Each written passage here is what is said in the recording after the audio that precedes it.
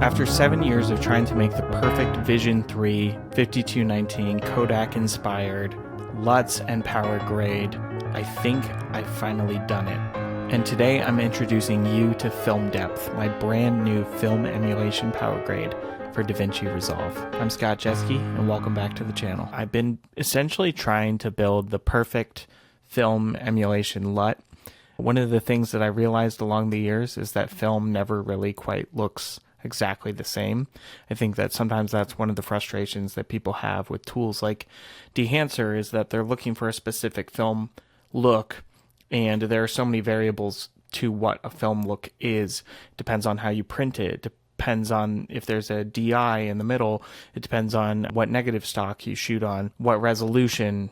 But I had a very specific 5219 contact printed look in my mind that I've always wanted to achieve, and had worked on it for 7 years off and on, started over and over again, and the technology finally caught up. So without further ado, I would like to introduce you to Film Depth, my new DaVinci Resolve PowerGrade for Sony S-Log3 cameras. But if you don't have a Sony, that's okay. I have a color space transform tool set up for this. Now down the road, I do want to make LUTs that can be used with multiple different cameras, but I don't have access to the cameras that I would need at the moment. For now, it's just Sony and whatever you can do with color space transform tool. But I'm just going to give you a quick tour of my Film Depth folder if you were to download this. It comes with a full instruction video that is linked to a PDF. We have print LUTs. These are integrated with the PowerGrade, so you are going to need these as you use the PowerGrade. And if for some reason it disconnects, you'll be able to reconnect them in the PowerGrade. And then we have our PowerGrade files. This is what you would import into DaVinci. And then we have our 5219 positive LUT. Essentially, it's a negative to positive. So this would be the film stock that you are shooting on. And I have two versions of it. I have one essentially exposed for middle exposure. So I have it as 0, and then I have a -1 stop exposed one. This would be if you were exposing one stop over, this will correct it back down to neutral. So very handy. I like to shoot a stop over on S-Log3. So maybe you do, maybe you don't. And then display LUTs. These are essentially LUTs that you would be using in your cameras and in your monitors. I included both 33p quality and 65p quality so that you can load the higher quality ones into your monitors, or if you're using a nonlinear editor, something other than DaVinci, you can still use these LUTs just as LUTs. So if you're thinking, but I already have Dehancer for Final Cut or Premiere, what am I supposed to do here? You can use these LUTs and you can pair them with that application within Final Cut or Premiere, and it actually works great. I use it sometimes if I don't want to work in DaVinci. I would say the PowerGrade is the best way to go, but you can still use this paired with Dehancer or Film Convert and it will work great. You just need to disable certain layers. So again, we have the 65p LUTs and the 33p LUTs. They're the same if you look at them. I essentially have 4 variations on the same look. So I have lifted shadows for both -1 stop, and then I have a more darkened shadows for both as well. We are going to go back to the PowerGrade. We're going to import to DaVinci. And there it is, Film Depth.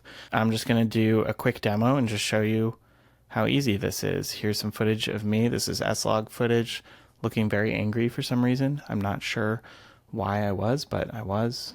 Sorry about that. Apply the grade and it already looks great. Looks amazing because this is perfectly white balanced and it's perfectly exposed. I should also add that this PowerGrade is stress tested. This was very important to me.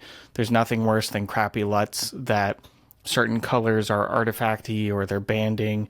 So I essentially stress tested for the whole gamut of colors, and nothing really breaks apart. You can see there's just a smooth gradation on all of these very strong and heightened colors, but we still have a lot of saturation and depth. I just made sure to push them in the cleanest way possible. So that is a huge plus to using film depth. Let me show you some outdoor shots here. Again, apply grade. As long as you've white balanced properly, you are good to go. But let's pretend that you didn't white balance properly. Let's take a look where this shot here, it's too cool. So I'm going to apply film depth, and this is how I have it set up. So first we have camera white balance, then we have exposure, then we have our negative stock LUT. So this is our 5219 input LUT. If this is not linked, you're going to want to right click, you're going to go to LUT, you're going to go to film depth, and then you're going to make sure that the 5219 positive labeled for the PowerGrade LUT is enabled. You can do -1 stop or middle exposure. I tend to just leave it as is, but you have the option for both just in case. And in this case, the exposure is a little too hot, so I'm gonna just bring that down slightly. Yeah, and I just warm it up ever so slightly, and you can see it looks great. Skin tones look great, and it looks very much like film. Let's go to another clip here. So this clip is an Arri Amira clip. Let's just disable here. We've got log. You can see how well it works. I'm just gonna reset this clip, and I'm gonna show you. So I'm gonna add film depth, and it already looks pretty good, but this is where our next node is camera in. So I have it disabled because ideally you're shooting S-Log3, but if you're not, you're gonna wanna enable this. It's already set up for the proper color transform. You just need to make sure your input is correct, which in this case it is already. How convenient for us. I'm going to adjust the adaptation because it's a little bit overexposed, and from there I can really just kind of adjust my look. So this is where we get into the next part of the PowerGrade. I have alt skin here, so I have the option for a more sort of warm golden saturated skin tone, but I like a slightly more deep brownish skin tone. So I have an alternate skin node here that you can enable, disable. This section here, your primaries and your secondaries, this is essentially your digital intermediate. So this is where you do the DI before printing. You can see here that if I disable this print node, the look goes away and it looks more like, again, just a film negative to positive. What is cool about this is, I'm just going to use this node just for speed. You can actually create your own print look. So I could add some contrast here, could mess around with my curves, I can adjust my saturation, so you can create your own print look. It is going to take some finessing because this is where the colors will get a little more artifacted, because this look is designed for the actual print LUTs. So those are going to make sure the colors are smooth, the curves are smooth, and they are as they're supposed to be, like with real film. However, you can create your own print looks if you desire. I am going to jump ahead to print and just show you what's going on there. I have all the usual flavors of Kodak 2383. I like 65, but there's lots of good options here, and you're just going to disable and enable only one at a time. I also have 3 flavors of Fuji here. Each one of these is custom modified to my liking, but if you want to change your print look, you can exit out of this. These are the nodes where you adjust your print look. So this is not where you're doing your digital intermediate, and similarly at the top here, camera white balance and exposure, this is not where you are dialing in a look. This is where you are making technical camera corrections. So if you overexposed or your white balance is bad, this is where you would fix that. I'm going to bring down the exposure ever so slightly there. And yeah, this is not where I would design a look. So the digital intermediate section, the middle section, primaries, secondaries, this is where you would create a look. So maybe you wanted a more sort of greenish look to your highlights, and you know, maybe you wanted your shadows to be a little more magenta, and then you wanted kind of a saturated look overall. This is where you would really dial that in. And then you can always have a different print look. So like if you want your shadows of the print itself to be a little more teal and your highlights to be a little more warm, this is where you would affect the print. And I can open that up and you can see I have a pre-made look, but you can delete that, create whatever looks you want. And then I also have print shadows here, and this is the difference between the two LUTs. So this is the lifted shadow look, and this is the darker shadow look. You can enable, disable, or you can adjust it to your liking. And then we have print contrast. Again, if you want more of a low contrast look, this is where you could go for that, print saturation, etc. And then we have our spatial nodes. So before the print, I do have dust and blur because those are inherent properties of the film itself.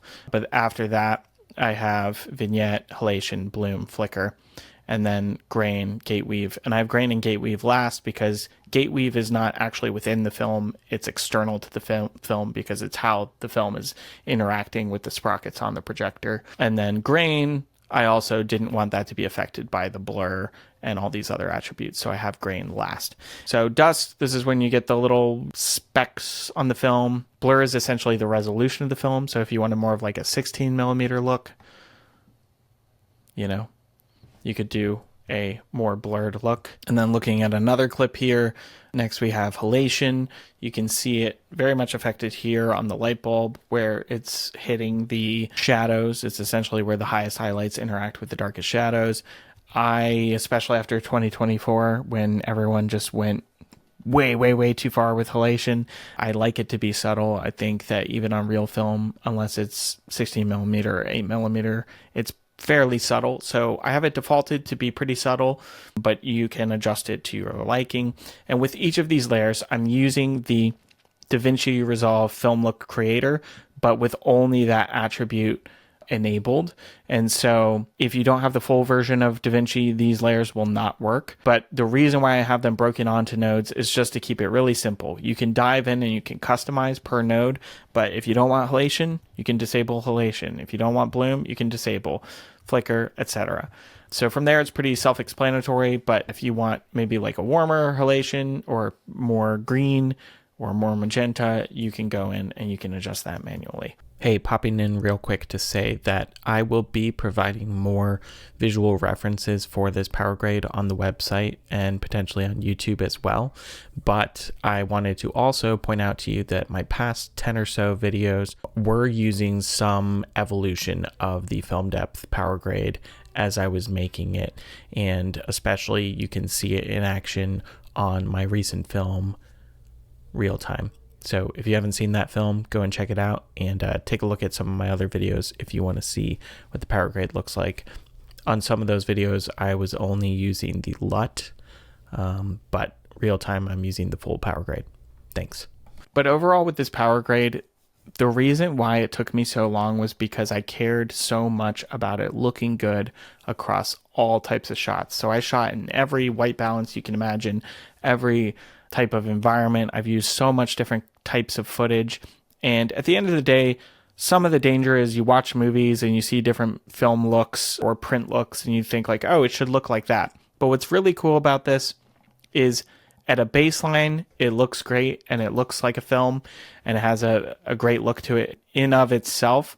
But you can always go in and define the look yourself. And I would recommend that too, so that you don't look like every other person who's using this PowerGrade. But you can, you know, like if I want a more 16 millimeter look, I might do like kind of tealy highlights and then sort of a warmer gamma. And then I might be a little more saturated. I'm just doing this very quickly and this is probably not how I would get this look, but I'm just showing you. You can have just about any look you can imagine with this PowerGrade without being locked into just the one. But if you just want something quick, I know a lot of people complain about LUTs and how, you know, they apply it and it looks terrible. This will look great immediately. And part of it, of course, is you need good footage with good lighting ratios. But at the end of the day, just kind of these regular shots, I apply the grade and it already looks fantastic with very little to be done. And then again, if you have different types of cameras, so I have a red here, I can enable and I can do red, log, red, wide gamut, RGB, and then red log 310. And it pretty much instantly looks great. I can adapt it ever so slightly, but it looks pretty much perfect. Let me just show you some other red clips. Looks fantastic. And still holds up. Amazing skin tones.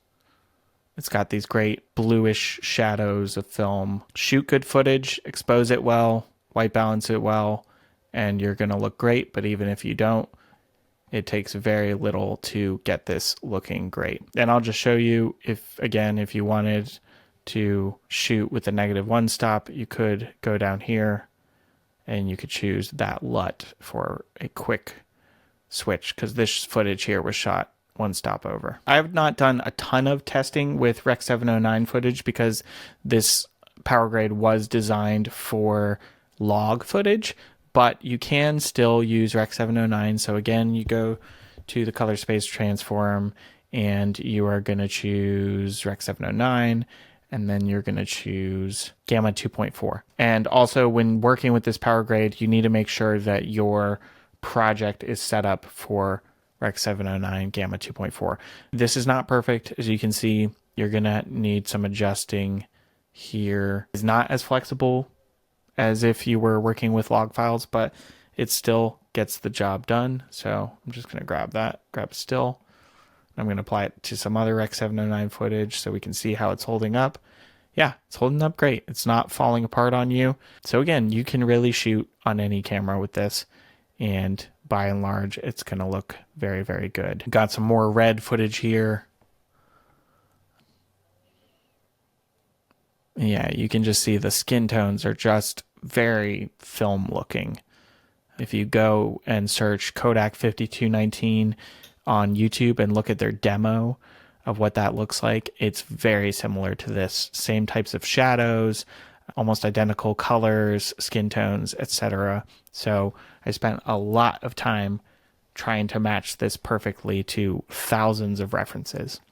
And then if you are one of my OG followers who uses HLG3, and maybe you're using like a Sony a7 III, for instance, fear not, because you also can use film depth. So I've got some old school HLG3 footage here with my old picture profile. If you have that picture profile, I'm going to apply the grade.